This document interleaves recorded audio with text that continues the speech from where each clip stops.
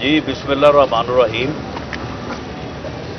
मौजूदा हुकूमत जो है उसको मासवाए अपोजिशन के खिलाफ इंतकामी कार्रवाई करने और या अपोजिशन के किसी भी रहनुमा के बयान को तोड़ मरोड़ के इंडिया के साथ मंसूब करने या इस किस्म के इल्ज़ामात लगाने के अलावा कोई काम नहीं।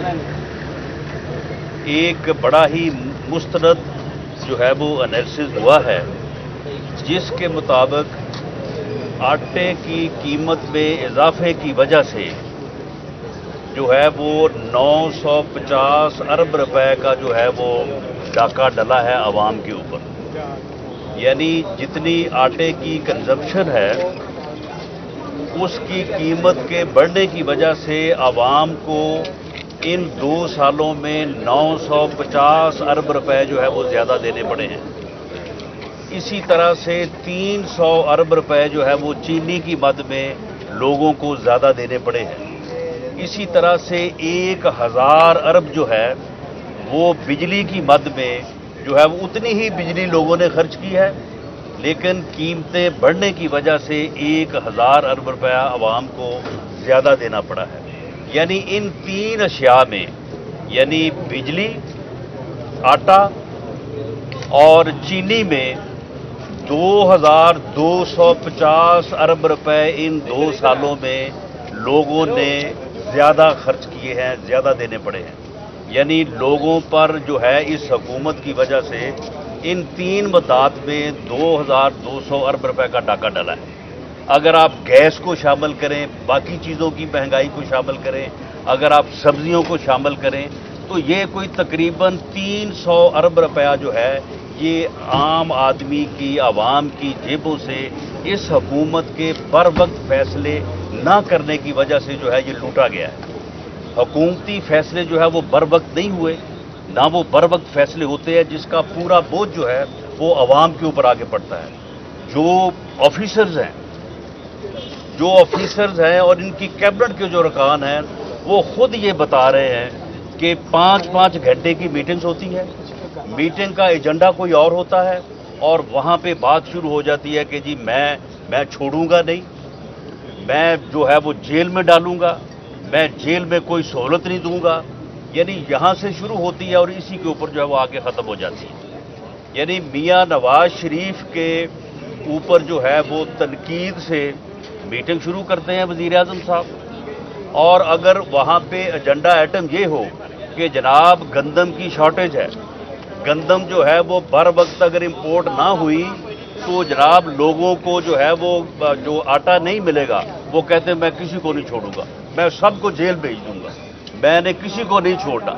तो ये जो तरीक़ाकार है, और अब ये 2 दिन पहले आईजी जेल खाना जात को वज़ीर आज़म, इस मुल्क के वज़ीर आज़म ने आईजी जेल खाना जात जो पंजाब है उसको बुलाया और उसे कहा कि मैं तुम्हें मॉनिटर कर रहा हूँ, मैंने आईबी जो है वो जेल के बाहर और अंदर बैठाई हुई है, अगर मियाँ शहबाज शरीफ को, हमजा शहबाज शरीफ को आपने कोई सहूलत दी तो मैं जो है वो आपको छोड़ूंगा नहीं।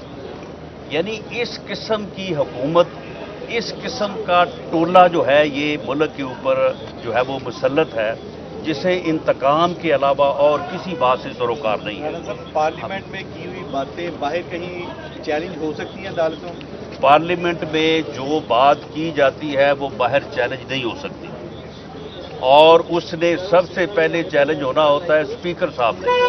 अय्याज सादिक साहब पे ऊपर जो इल्ज़ाम है, अगर उनकी बात जो है उससे गलत मानी निकाले जा सकते थे या उनका कोई अल्फाज जो है वो आगे पीछे था, तो वहाँ स्पीकर साहब सोए हुए थे उस वक्त, स्पीकर साहब जो है वो उनके बयान को एक्सपंज कर देते और वो जो है वो मीडिया के ऊपर या प्रिंट मीडिया के ऊपर छाया ना होता, और बाकी पूरी जो है वो हुकूमती टीम वहाँ पे बैठी थी। किसी ने एतराज़ किया? अय्याज सादिक साहब के मुतल्लक जो है वो सिर्फ और सिर्फ यानी पीडीएम, पीएमएलएन और उनकी क़यादत को जो है वो निशाना बनाने के लिए नफरत का और इंतकाम का जो है उनके बयान के ऊपर जो है ये हर्जा सराई जो है वो की जा रही है। हम इस मरहले के ऊपर ये जो इंतकाम की اور یہ جو ہے وہ وکٹمائزیشن کی یہ جو مہم جوئی جو ہے یہ اس وقت نااہل اور نالائق حکمران ٹولہ جو ہے یہ چلا رہا ہے. یہ آگ جو ہے یہ اس وقت جو ہے یہ صرف ایوانوں میں ہے یا یہ عدالتوں میں ہے. یہ آگ جو ہے انتقام کی آگ جو ہے یہ گلی محلوں تک جو ہے جو جب پھیل جائے گی تو پھر جو ہے وہ حالات جو ہے وہ کسی کے بس میں نہیں رہیں گے. میری چیف جسٹس آف پاکستان سے، چاروں ہائی کورٹس کے چیف جسٹس صاحبان سے، چیئرمین نیب سے، آرمی چیف سے، سب سے یہ اپیل ہے کہ وہ اس صورتحال کو دیکھیں کہ انتقام اور نفرت میں غرق ایک نالائق اور نااہل ٹولہ جو ہے وہ اس ملک کے اوپر مسلط ہے.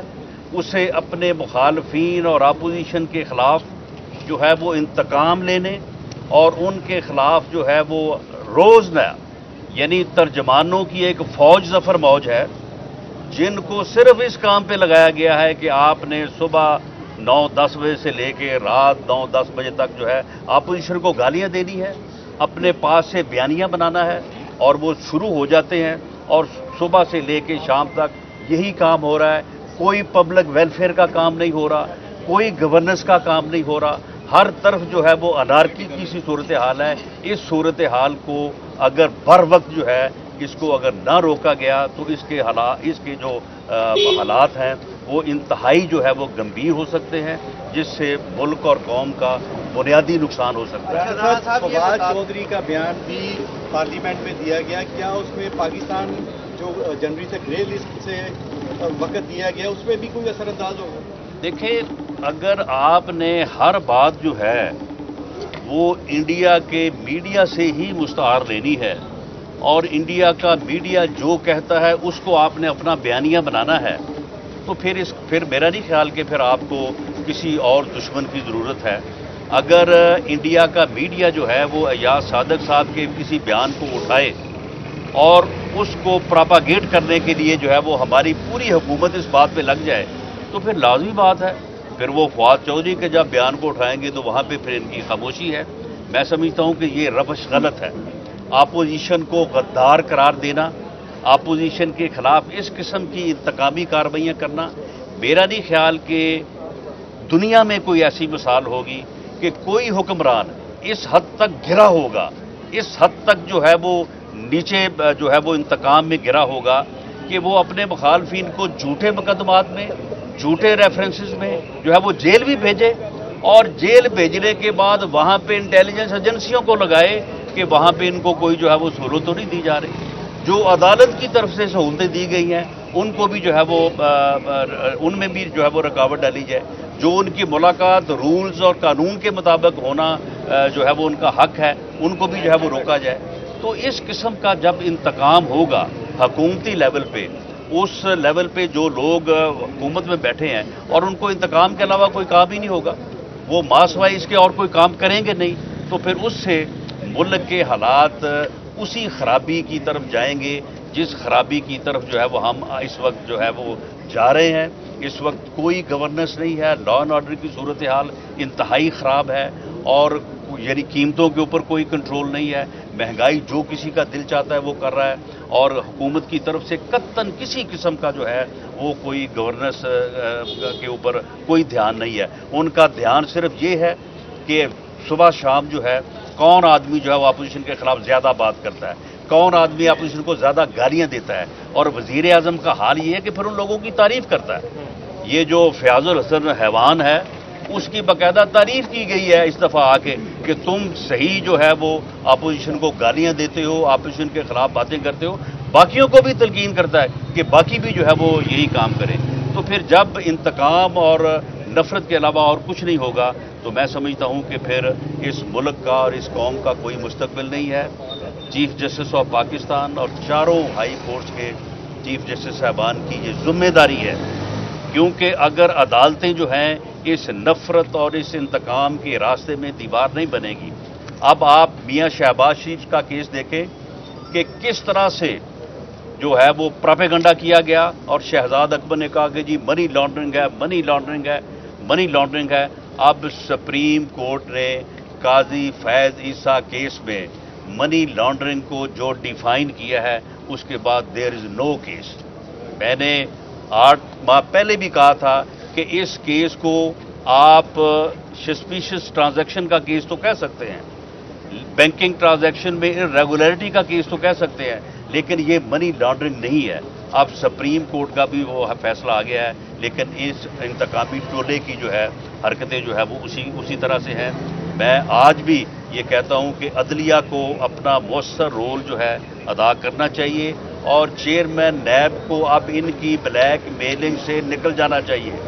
چیئرمین نیب کی جو ویڈیو جو آئیڈیو جو ہے وہ چلی تھی, جس میں وہ پاؤں سے سر تک کوئی کام کرنے کا ارادہ ظاہر کر رہے تھے, اس کے اوپر قوم نے آپ کو معاف کر دیا ہے. کوئی ایکشن آپ کے خلاف نہیں ہوا.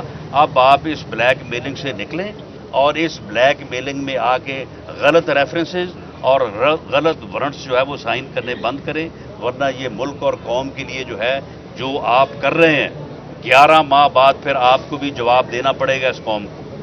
11 ماہ بعد جو ہے وہ آپ کو کوئی ایکسٹینشن نہیں مل رہی. یہ آپ کو جھوٹا نعرہ دیا جا رہا ہے کہ آپ کو ایکسٹینشن دی جائے گی. مریم نواز آج جیل میں ملنے جا رہی ہیں میاں شہباز شریف کو, کیا وہ ڈفرینسز ختم کرنے جا رہی ہیں یا کوئی ویسے ہی چچا کو ملنے جا رہی ہیں؟ مریم نواز صاحبہ جو ہیں وہ میاں شہباز شریف صاحب کی بیٹی ہیں.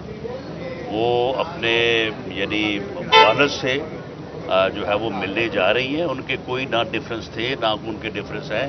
یہ اس قسم کی کہانیاں جو ہے شریف فیملی کے متعلق پچھلے 30-35 سالوں سے پھیلائی جا رہی ہیں. نہ اس سے پہلے کبھی یہ ثابت ہوئی ہیں, نہ یہ آج ثابت ہوئی. Thank you.